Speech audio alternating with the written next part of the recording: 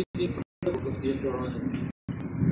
Then Moses had finished speaking to all of Israel, he said to them, I am now 120 years old, and am no longer able to move about freely. Besides, the Lord has told me that I shall not cross this Jordan. It is the Lord your God who will cross before you. He will destroy these nations before you, that you may supplant them. It is Joshua who will cross before you, as the Lord promised. The Lord will deal with them, just as he dealt with Sihon and Og, the kings of the Amorites, whom he destroyed, and with their country. When therefore the Lord delivers them unto you, you must deal with them exactly as I have ordered you. Be brave and steadfast. Have no fear or dread of them, for it is the Lord your God who marches with you. He will never fail you or forsake you. Then Moses summoned Joshua, and in the presence of all Israel said to him, Be brave and steadfast, for you must bring these people into the land which the Lord swore to their fathers he will give them. You must put them in possession of their heritage. It is the Lord who marches before you. He will be with you and will never fail or forsake you. So do not fear or be dismayed. The word of the Lord. Thanks be to God. The portion of the Lord is his people. The portion of the Lord is his people. For I will sing the Lord's renown, who proclaim the greatness of our God, the rock, how faultless are his deeds, how right all his ways. The portion of the Lord is his people. Think back on the days of old, reflect on the years of age upon age. Ask your father and he will inform you. Ask your elders and they will tell you. The portion of the Lord is his people. When the Most High assigned the nations their heritage, when he parceled out the descendants of Adam, he set up the boundaries of the peoples after the number of the sons of Israel. The portion of the Lord is his people. While the Lord's portion was Jacob, his hereditary share was Israel. The Lord alone was their leader. No strange God was with him. The portion of the Lord is his people. Alleluia, alleluia. Take my yoke upon you and learn from me, for I am meek and humble of heart. Alleluia, alleluia. The Lord be with you. And with your spirit. The proclamation of the Holy Gospel according to Matthew. Glory to you, Lord. The disciples approached Jesus and said, Who is the greatest in the kingdom of heaven? He called the child over, placed it in their midst, and said, Amen, I say to you, unless you turn and become like children, you will not enter the kingdom of heaven. Whoever becomes humble like this child is the greatest in the kingdom of heaven. And whoever receives one child such as this, in my name receives me. See that you do not despise one of these little ones. For I say to you that their angels in heaven always look upon the face of my heavenly Father. What is your opinion? If a man has 100 sheep and one of them goes astray, will he not leave the 99 in the hills and go in search of the stray? And if he finds it, amen, I say to you, he rejoices more over it than over the 99 that did not stray. In just as the same way, it is not the will of your heavenly Father that one of these little ones be lost.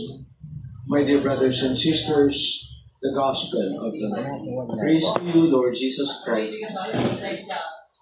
Today, let me invite you to focus on, first is that question of who is the greatest in the kingdom of heaven. Then second, to reflect on while the Lord, in a sense, placed the child as you might say, what do you call it, the gold standard, so to speak. No? And then second is that the one receiving the child, whoever receives the child receives me. First about who is the greatest in the kingdom of heaven. You know, some commentaries would say that the fact that the disciples of the Lord asked this question already reveals a complete misunderstanding of what the Lord was trying to preach, no? And what the Lord was trying to witness to, no? So it is a misconception, it's a misunderstanding, no, of discipleship of the kingdom of heaven, no? It's a lack of appreciation in the end, no, of what really is essential, no, in the kingdom of God. That in a sense, the whole question of who is the greatest really talks about worldly categories, no? So perhaps that's the first point that it would be good to reflect on, no? It's for us to catch ourselves, no, in terms of how much of the categories of the world really influence us, no? One of the things, for example, that when we were undergoing formation as Jesuit seminarians or scholastics, we were constantly reminded that Ignatius always told the Jesuits that the Jesuits must not receive worldly honors or worldly titles. For example, as a general rule, no, one cannot become a bishop, for example, no? And that's only an exception. No? But this is an example of how one must appreciate the values of the kingdom. That while one does not condemn the world, one must also embrace values that are countercultural to the values of the world. And the first part of this gospel shows us that, no? That there is no such thing who is the greatest in the kingdom of heaven. No? So that is looking at it according to worldly categories. Let's ask ourselves, so what are the worldly categories that have influenced us? No? And then the second point is the child. No? It's almost like a counterpoint to that question. No? The Lord praises the child as the one who really belongs to the kingdom of heaven. And again, it's because of what? Their sense of innocence and wonder. No? And above all, I think it is the humility of the child that the Lord is trying to tell us to emulate. And then, of course, part of the you might say the grace of a child, the virtue, is aside from humility, is how the child is very trusting. No? So perhaps it would be good also to ask ourselves, what are the childlike qualities that we continue to live by? No? A sense of trust, a sense of wonder for the world and for life, but above all, a sense of humility. And then the third and final point is that when the Lord said, whoever receives this child in my name receives me. I'd like to bring us back to what we've reflected on in the past. No? Remember what Nelson Mandela said, no? That in a sense, what reveals the soul of a nation, of a society, is how it treats its children. And I guess it might be good for us to do some soul searching, no? As a people, as a society, as a nation. No? How do we treat the children? Again, you go back to the memory in UST in 2015, no? When a young girl and a young boy asked Pope Francis how come they are victimized by the evils of this society. Human trafficking, prostitution. And I guess it's time for us to really ask ourselves, no? Even the whole, our prayer that corruption may stop, our prayer that our government may be transparent and accountable. This is for the sake of providing for the future of our children. And I think the basic services really for the children are education, proper health care, and food security. Of course, all of these are tied up to the livelihood of their parents. But again, it's important for us to, again, do some soul searching. How have we treated our children? Because the way, as Mandela would put it, the way we treat our children reveal the soul of our nation and of us as a people. Siguro maganda ngayong araw tingnan natin itong ebanghelyo ito kasi napakarami niyang pinapaalala sa atin. Una sa lahat, yung katanungan, sino ang pinakadakila sa kaharian ng langit. Dito nagpapakita na hindi na unawaan ng mga disipulo kung ano ba ang tinuturo ng Panginoon, yung kanyang mga pagpapahalaga or core values na sinasabi. No? Kasi pinag-uusapan nila sinong magaling, sinong dakila. No? Ito ang mga kategorya ng mundo. No? At makita natin na kailangan maunawaan natin sa ating pananampalataya, lalong-lalo na sa pagpoproklama ng Panginoon ng kaharian ng langit, na ano ba ang mga mahalagang pagpapahalaga ng kaharian ng langit. No? At hindi ito lamang nababatay sa mga pagpapahalaga ng mundo. Kaya nga si San Ignacio, kumbaga sabihin natin, napakakulit niya na sinasabi niya sa mga Jesuita, hindi kayo dapat tumanggap ng mga parangal ng mundo. Halimbawa, bilang isang rule, general rule, hindi pwede maging obispo, no? Exception yung obispo kasi na obedience to the Pope naman yun. Yun yung higher value, yung obedience to the Pope. No? Pero yun yung isa sa mga halimbawa na hindi tatanggap ng mga parangal ng mundo. Siguro magandang isipin din natin, tanungin natin ating sarili, ano ba yung ating katayuan sa ganyan? Ano? Tayo ba ay masyadong na masasabi natin na nababalot ng mga kategorya ng mundo o yun yung nagiging masasabi natin na yun yung dominant na pananaw natin. Ano? It's good to review this. Pag nilaya natin, tanungin natin ang ating sarili. No? At yung pangalawang punto ay ang binigay na halimbawa ng Panginoon ay ang isang bata. No? Sapagkat ang bata ay mapagkumbaba. Ang bata mapagtiwala. Ang bata bukas. Meron siya pang pananaw na siya ay namamangha pa sa mundo, no? May pagka-inosente. At yun ang inaanyayahan tayo ng Panginoon, bumalik dun sa mga simpleng bagay, lalong-lalo na ang pagiging mapagkumbaba, no? At yung pangatatlong punto, sabi ng Panginoon, kung sino ang tumanggap sa mga bata sa ngalan ko, ay tinatanggap ako, no? Siguro mahalaga na balikan natin yung sinabi ni Nelson Mandela ng South Africa. Sabi niya, ang diwa o kaluluwa ng isang bansa o isang lipunan ay binubunyag kung paano niya tinatrato ang kanyang mga kabataan, ang mga bata sa lipunan. Kaya di ba mahalaga na kung mapapansin niyo, kung minsan nga parang siguro iba sa inyo nakukulitan na, no? Yung pagdarasal ko laban sa korupsyon, sa pagiging transparent at accountable ng ating pamahalaan. Kasi ang lahat dito, ang pinakamalaking biktima ay ang mga bata. Kasi nawawalan ng kalidad na edukasyon, pangangalaga ng kalusugan, malnutrition. Lahat ng ito ay mahalagang masasabi natin serbisyo ng gobyerno na kailangan mabigay ng buong-buo sa mga kabataan. At dahil nga, di ba, kung tayo ay napupuno ng korupsyon, hindi natin mapagkakatatwa na ito yung mga nababawasan ng mga serbisyo. So today, let us pray. Let us pray that we may go back to the values of the kingdom. We may go back to the core values of the kingdom. That we may build a society that is just, that is equitable, and especially a society that really genuinely cares for its youth. Because we've always claimed that the youth, really, that they are the hope of our country. And let us try to do this, dedicate our lives to make this real. Upo ka nga, Mon. Maayos ka, Mon. Nagmas tayo. Wala si Mami, si Daddy. Kayo naman ang pinag-guide ko. Let us pray to the Father to make us worthy of being His beloved children. That the Church may become an effective instrument in deepening of the faith of children. Let us pray to the Lord. Lord, hear our prayer. That government leaders may show deep concern in securing a better tomorrow for all children, and that these little ones may be free from all forms of abuses. Let us pray to the Lord. Lord, hear our prayer.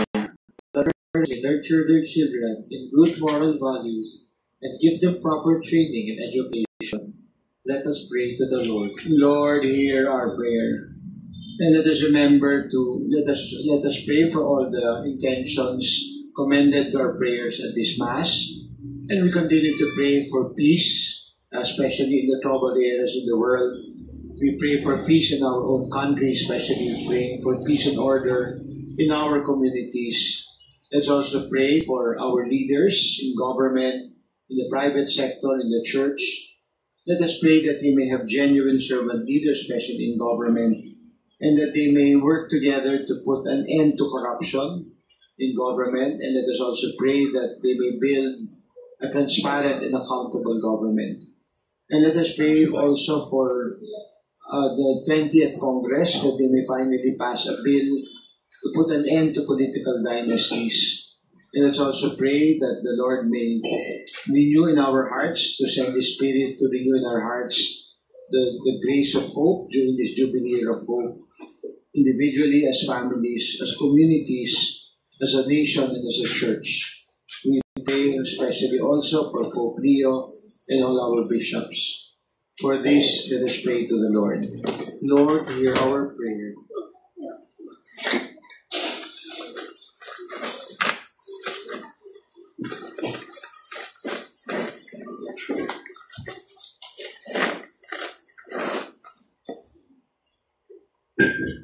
Looks well.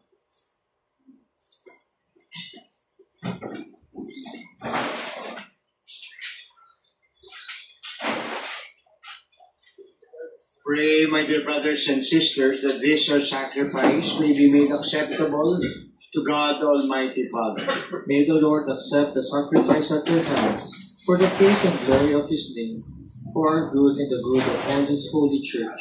Be pleased, O Lord, to accept the offerings of your church, for in your mercy you have given them to be offered, and by your power you transform them into the mystery of our salvation, through Christ our Lord. Amen. The Lord be with you. And with your spirit. Lift up your hearts. We lift them up to the Lord. Let us give thanks to the Lord our God. It is right and just. It is truly right and just, our duty and our salvation, always and everywhere to give you thanks, Lord, Holy Father, Almighty and eternal God, through Christ our Lord.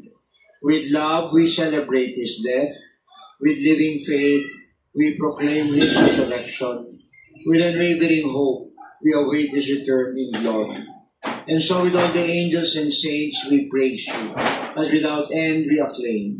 Holy, holy, holy Lord God of hosts, heaven and earth are full of your glory. Hosanna in the highest. Blessed is he who comes in the name of the Lord. Hosanna in the highest. You are indeed holy, O Lord, the fount of all holiness. Make holy therefore these gifts, we pray, by sending down your Spirit upon them like the dewfall, that they may become for us the body and blood of your Son, our Lord Jesus Christ. On the night that He was betrayed and entered willingly into His passion, He took bread, He gave you thanks. He broke the bread, gave it to His disciples, saying, "Take this, all of you, and eat of it. This is my body, which will be given up for you."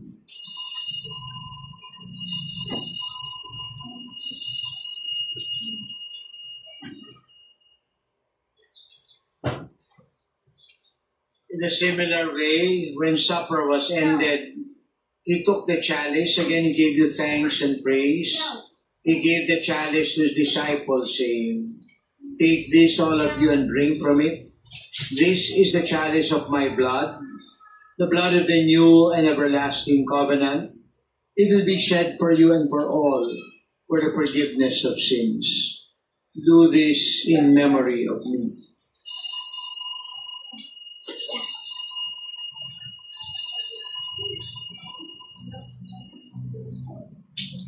The mystery of faith.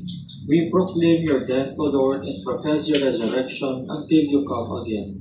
Therefore, as we celebrate the memorial of His death and resurrection, we offer you, Lord, this life-giving bread, this saving cup.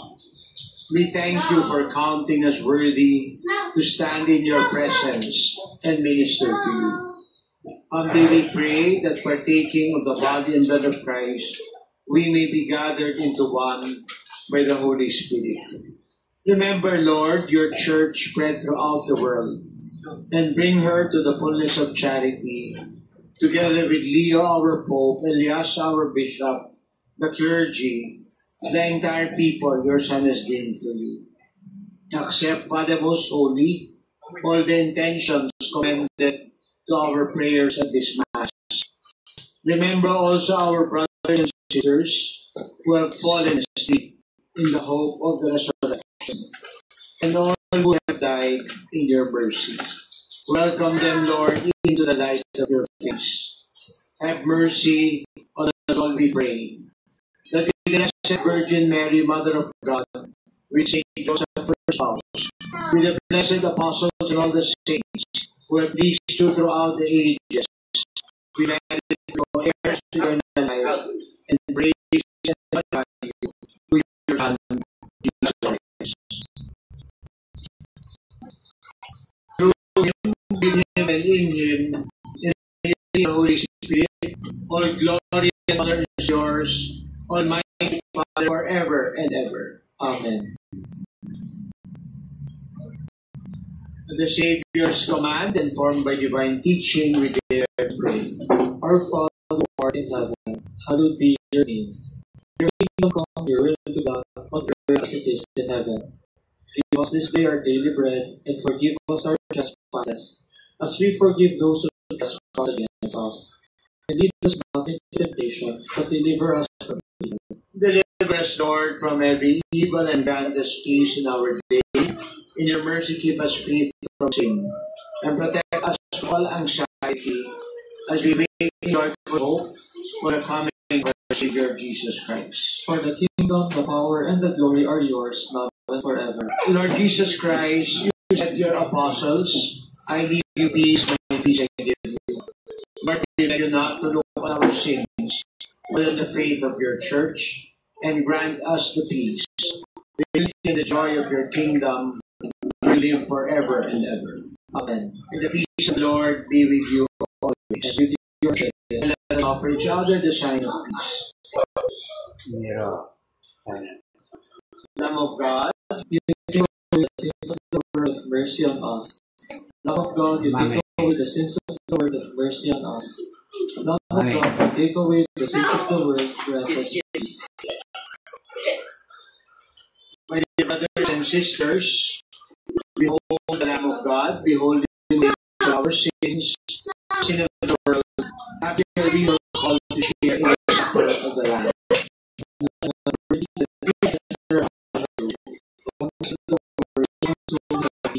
May the body and blood of Christ bring us all to everlasting life. Amen. And for spiritual communion, my Jesus, I believe that you are present in the most holy sacrament. I love you above all things and desire to receive you into my soul. Since I cannot at this moment receive you sacramentally, come at least spiritually into my heart. I embrace you and unite myself wholly to you. Never permit me to be separated from you. Amen.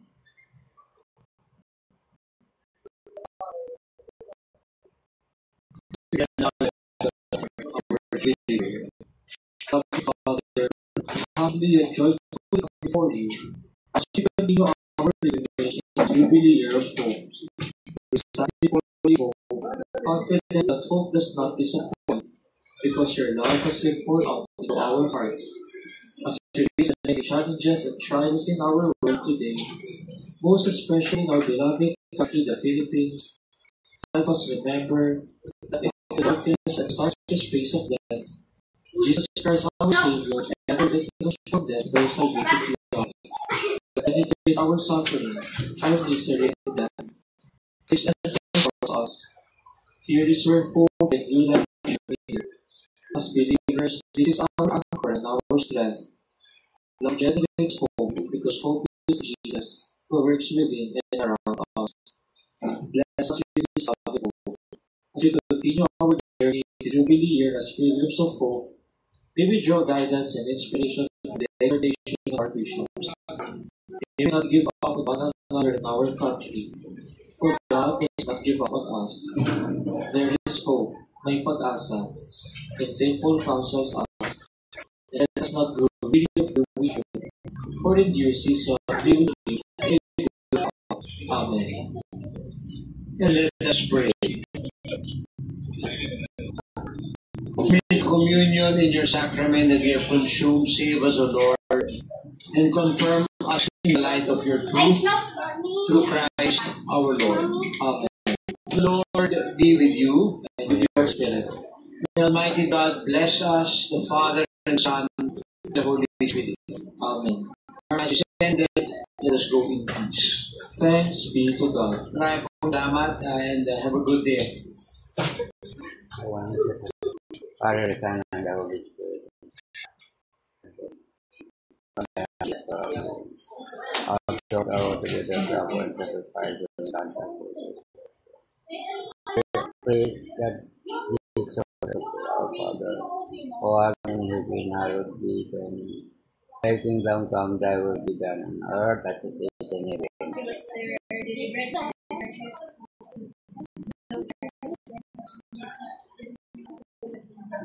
And Mary, full of grace, you, blessed art among women, and blessed is the fruit of thy womb, Jesus.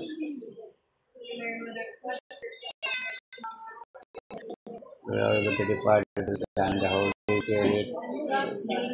O my Jesus, forgive us in the Father. Bring out the benefit of the Son, and have mercy on our Father. O art in heaven, hallowed be thy name. Thy kingdom come, thy will be done on earth as it is in heaven.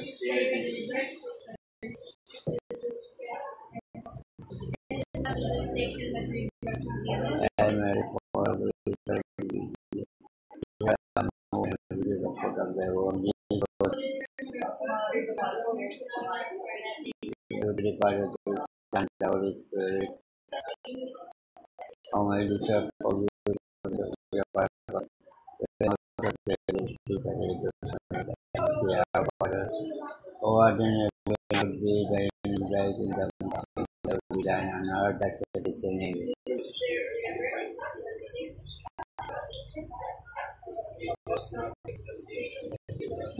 Hail Mary, full of grace, the Lord is with thee. Blessed art among women, and blessed is the fruit of thy womb, Jesus. Glory be to the Father, to the Son, and the Holy Spirit. O my Jesus, forgive our sins.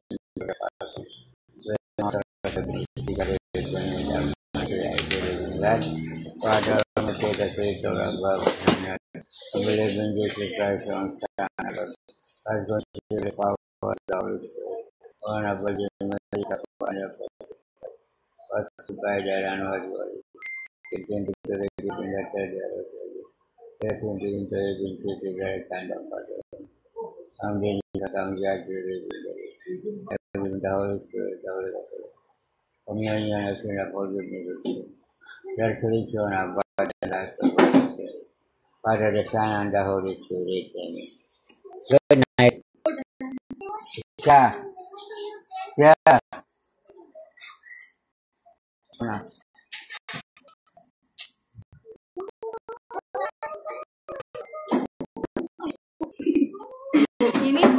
Simon.